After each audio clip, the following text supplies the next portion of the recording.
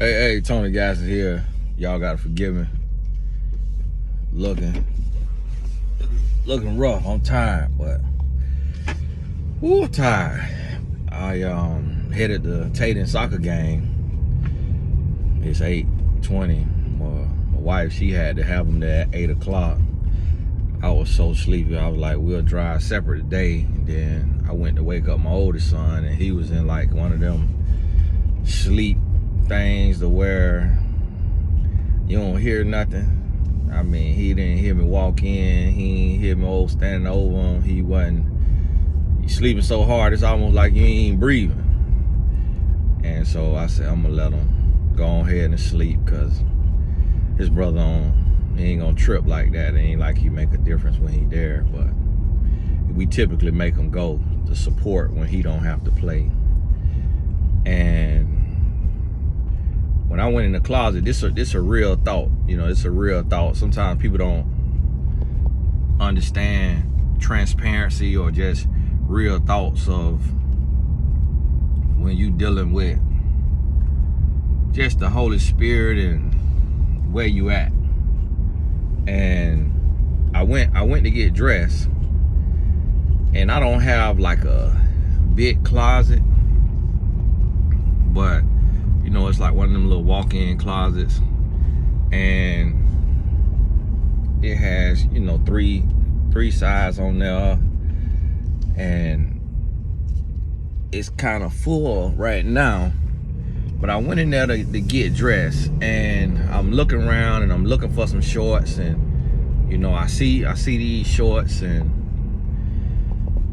I'm looking through the shirts, and I put on one shirt, and I'm like, hey, I'm gonna save this shirt the next week, you know. And I take that shirt off, put on another shirt, and as I'm standing there, I think about another brother. And I'm like, sometimes what I have to do is I'll come out of my situation, and I'll put somebody else in my situation, and I imagine, and I say, man, how would that brother feel to be in my situation? How would that brother feel to be in my situation? Me knowing his situation. So here's what I mean. I'm thinking like, okay, this brother may have 3 pair of decent shoes, and I come in here and I'm looking at, I can't count how many pair of shoes that look new, and I'm thinking, and I'll switch. Sometimes you have to do that to where when you sit down to eat, or when you headed to work, or when you in your air conditioner, your heater, you gotta ask yourself, how would this person over here feel if they had what I have that I might be taking for granted, that I might be overlooking? And then something said to me, it said he wouldn't be able to be trusted. It said he wouldn't be able to be trusted. And what I meant by that is, can God trust you? Because it's one thing that I know as a man, you got to put this in your perspective. It's one thing I know as a black man in America, is because of what we come from, when we get blessed, when we get some money, we easily get arrogant. We easily get arrogant. We easily become condescending. We easily become puffed up, chest out, and we think it makes us somebody. We think it makes us better than other men, better than women. We easily could look down on a woman and see a woman as property, see a woman as a gold digger, see a woman as, you know, just a piece of meat, because we come from a scarcity mindset. We come from not having opulence and abundance. So when you come from not having something, you don't necessarily know how to handle it. And it made me think about that. And then I thought about how I had to go through that maturation phase. How I had to go through getting used to elevation in how I talk to people, how I see people, how I treat people. And if you pay attention to it, a lot of people you see with money and success,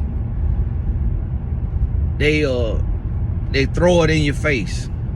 They throw it in your face. They figure out a way to get it in your face. And to the point that I can't even talk like direct or like share my life.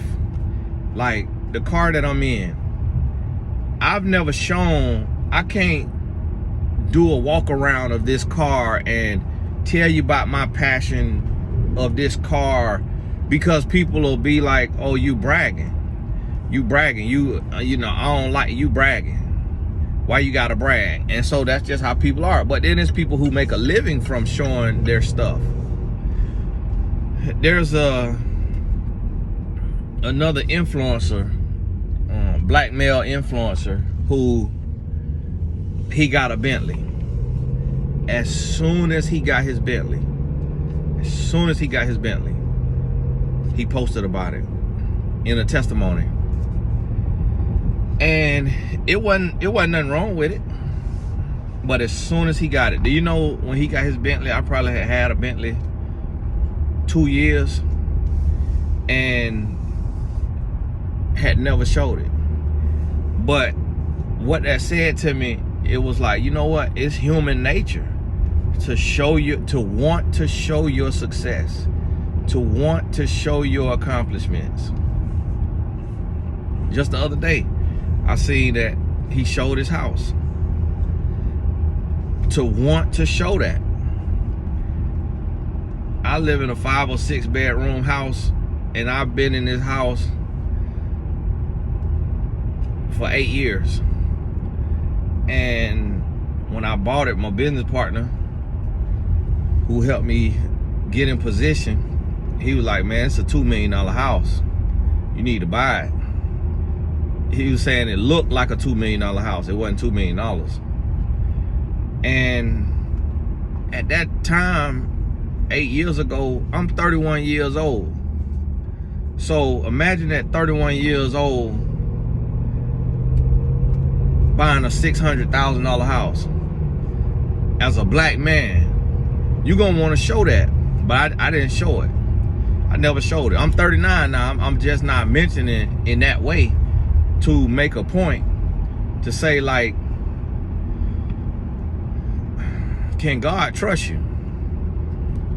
Because when God bless you, if the first thing you want to do is show it off, you got to ask yourself, can you handle elevation? Can you handle elevation? Because it'll get you now.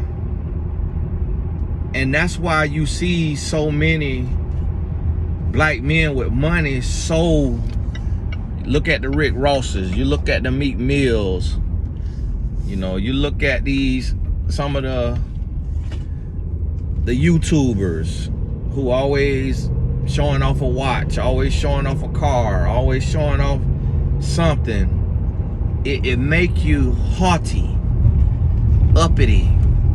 You get a sense of pride to where if you hear this type of message, you'll cry foul. Oh no, it wasn't that. Oh no, it wasn't that. And I had to start thinking about it, because it was sometimes I wanted to show this, show that. And the Holy Spirit will say, what is the real point of that? What is the real point of that? When I got to the root of it, the real point was just to show off. Because it's like, you don't care that much to motivate nobody. You don't care that much. You could say, oh, this for motivational purposes only, as humans, you don't care enough about another human to motivate in that way. Because if we really cared, we would just give away the game, just give away the secrets. And so that's what the Lord told me. If you really care about somebody changing their situation, instead of showing them your material success, just give them the blueprint of what you did. And I came to this place to where, you know, I had these men, you know, I knew all these men. And it came to a point where, okay,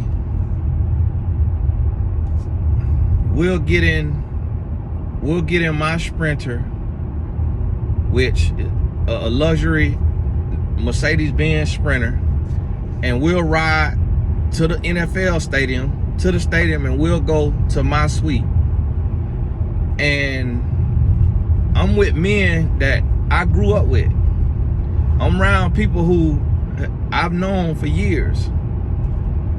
And I'm the only one in this position.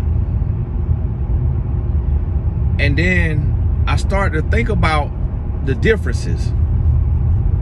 And just talking to myself with the Holy Spirit, I said, okay, when you look around, how many people also do you see? Like, it's people who are willing to do it, but we don't make it common enough. It was, how many people do you see willing to be faithful to one woman? How many people do you see willing to consecrate their spirit? Like, not smoke weed, not get drunk, consecrate their mouth, not curse, they mind, they spirit, like not gamble. Like, these are vices. And we try to make these vices innocent because everybody gamble. Like, my son friends gamble. They 16 years old, they gamble. My son trying to get me to make an account so he could gamble. I'm like, absolutely not, son. If you want to ruin your life, I'm gonna let you ruin your life. But I'm not finna ruin your life for you. I'm like, gambling is an addiction, and you losing money. And people gonna tell you what they win, but they ain't gonna tell you how much they lose. It's a zero-sum game. The house always wins. I'm not gonna set you up for failure. My dad didn't gamble. My dad didn't smoke. My dad didn't drink. I could have a little drink now as an adult. My dad still don't drink. He went through his drinking phase when he was young, in his younger 20s or whatever, but he don't drink. For whatever reason, he don't drink. And so that's his strength. My dad don't curse. My dad don't smoke. My dad don't cheat. His weakness is sugar. And so we all have our battle that we gotta fight. And the Lord said to me, he said, how many do you see willing to consecrate and to fight, to sacrifice, to dedicate, to commit on the level that you've done? And I said, okay, I feel like these guys right here, like my guys, from them seeing my life, it inspired them in their life, but I didn't have to throw it in their face or say nothing about it. I don't even preach to them, but they see how I live. And that's what the Lord said to me, is like, can you be trusted? And that's why, and here's the thing, like, it's not, when they say we not a monolith, we not. Jesus Christ is, but we aren't. What that means is God gonna elevate and raise people up, and you're gonna see the byproduct, the promises of God's word. So Solomon was not broke. Job was not broke. David was not broke. Like the men of God, clothed like the lilies of the field, fed like the fowls of the air. Jesus turned 2 loaves and 5 fish and fed 5,000, or how many of it was. So that lets you know that because he had to provide, he could have did that at any time for anybody. that mean the Son of Man, Jesus Christ, the Lamb, could eat like a king every day if he wanted to.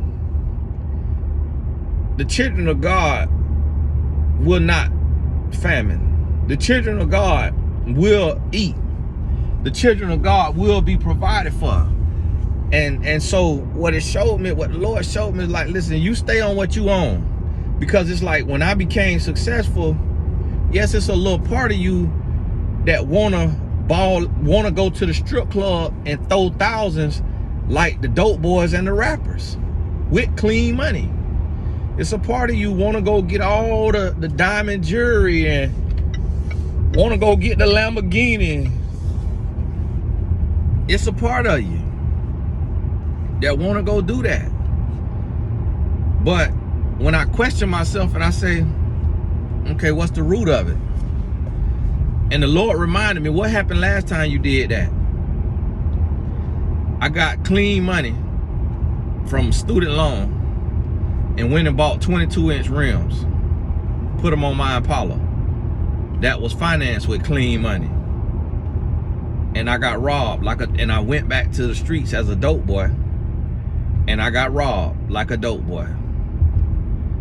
But here it was, I had got me a little bit of weed to sell because I wanted my car, luxury car at that time, and for a black man, 22 years old, brand new Impala, 22-inch rims, TV on the inside. That was a luxury car. I wanted my luxury car to look like it was bought with dope money. Because that's how we move as men, especially black men, some white men too. And the Lord reminded me what happened then. It's like the prodigal son took clean money. You see this with rich kids.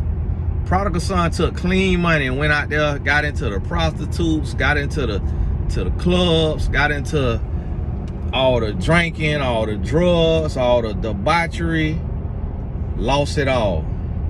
Had to come crawling back home, crying and begging for a bed. And then the son who never left was jealous because he's like, man, I ain't never leave. And you gonna accept him back? But that's how God do us. That's how God do us. So it's men who, they said, man, Lord, I ain't never sell drugs like Tony Gadsden. I ain't never do what he did to women. How he more blessed than me? And it come down to the willingness and the commitment to be a vessel, to live a life of purpose. And we don't get to dictate or determine, but sometimes I look at it and I realize, like, you got to evaluate the heart. You got to evaluate the heart. One thing about me is I'm a giver. I'm a consummate giver. Like I give, and it just in me. And sometimes it feels like it's a sickness. It literally sometimes feel like a sickness. I'm like, Lord, why? Like, I don't want to give. Like, why am I giving? Like it's not that I don't want to give, it's like I want to give, but it's like I feel like I'm giving too much. I feel like, I don't know, it just don't feel right. But then I realized the Holy Spirit will show me, like, that's biblical. The Bible say give, and it'll be given back to you, pressed down, shaken together, and running over. The Bible says somebody ask you for your shirt, give them your coat too. Somebody asks you to walk a mile, walk too. Like, don't tell somebody you ain't got it when you got it. And yeah, that's talking about people who, you know, doing the right thing. It ain't talking about sowing bad seed. But I'm sitting, I'm like, man, that's also biblical. And so what the Lord showed me is, okay, heart's posture. Heart's posture. Like, here you looking at this individual that you know, and they greedy, jealous, and selfish, and they broke. What do you think they will be if I made them rich? And then I'm like, okay, all right. Okay, Lord, I see what you're saying. That change in my heart, that change in my heart made me able to be able to receive a little more. But then the Lord will show me my faults. The Lord will show me my faults. And he'll say, okay, if I bless you on this level and you can't manage this, you can't do what's right with this, meaning you can't put this in order and be a good steward, how can I give you the 10 times more that I have for you?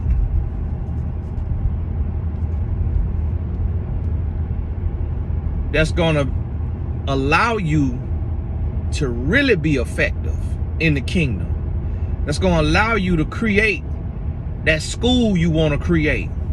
That's gonna allow you to create the community center, the retreat houses, the safe houses for women escaping domestic violence. I got that for you, but you got to show me that you could be faithful over the little.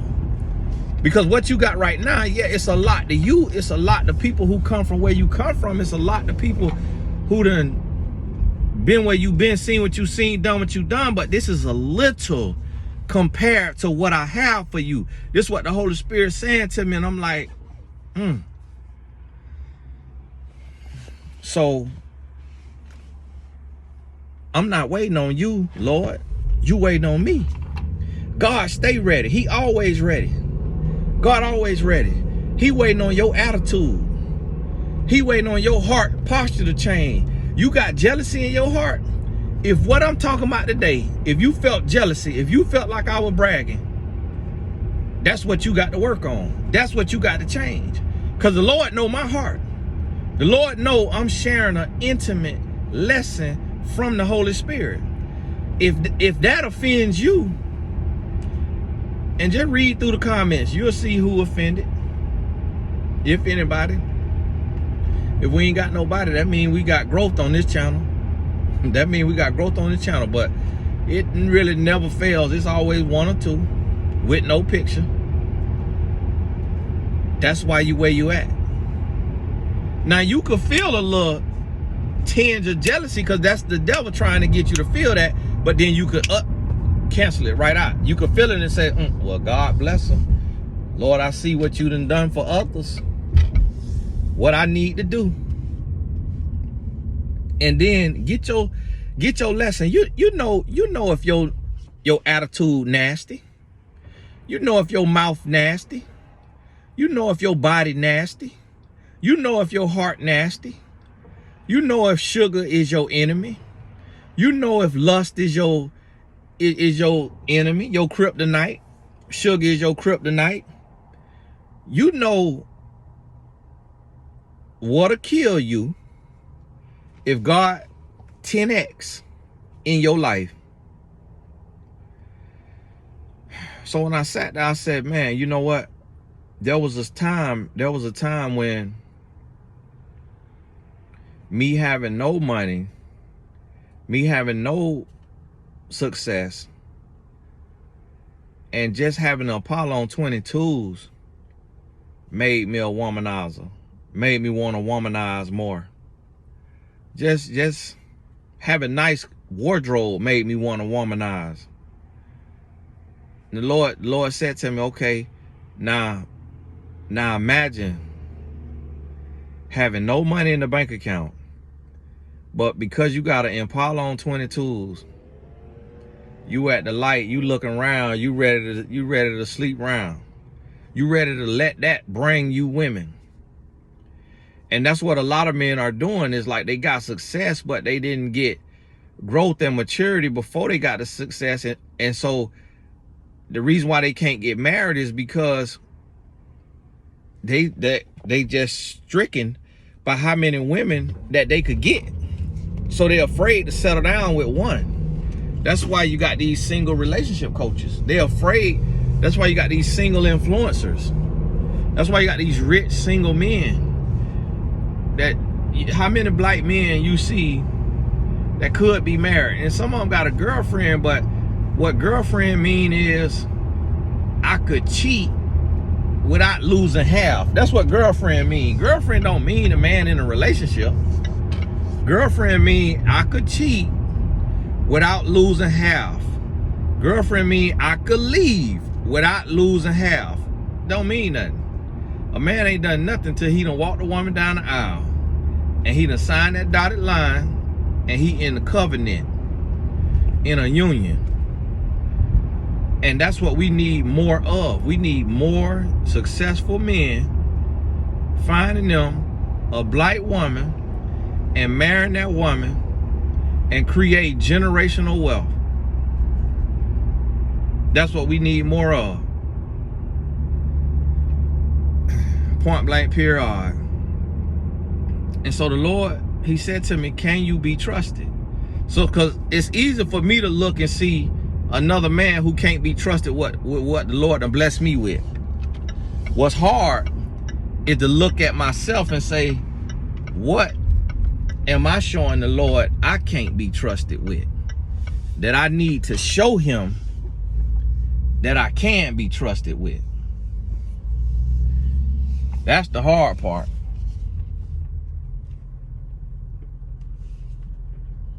And so when I look at it like that right there, you know what, I'm in the wrong place, Tater down there. When I look at it like that, that's when I say, okay. And guess what? I know exactly what it is. I know exactly what it is. Lord will show just like that. Boop, right there. Get it together, playboy. Get it together, playboy. And then I'm a 10X you. When you show that you could be trusted with more, that's when you'll receive. When you show that you got the wherewithal, the ability to manage what you have right now. Because a lot of times that's our issue. That's our situation, is we taking and we like, Lord, I need more to be able to do what you call me to do. Lord, I need more. And the Lord, like, you ain't managing what you got. All you got is this right here, and you got bad credit.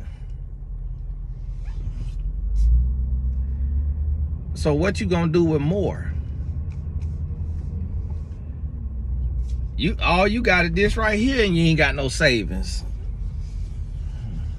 So what you gonna do with more? This all you got is this right here, and you done maxed that out. You done maxed that out. So what more can you handle? The Lord showed me that. And I said, okay. This what we are not waiting. We're not waiting on God. God waiting on us. It's on us to get our life together. It's on us to do what we supposed to do. And so you got to ask yourself, can you be trusted? Can God trust you? And when you could be trusted, he gonna elevate you. And then the elevation, the level, will be determined by you. And don't think that everybody that's elevated is from God. The devil has power too. Remember, the devil brought Jesus and promised him everything out there. Everything out there.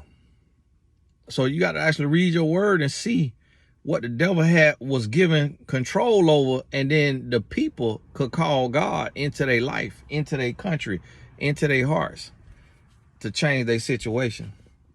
Hey, God bless you. We'll talk soon.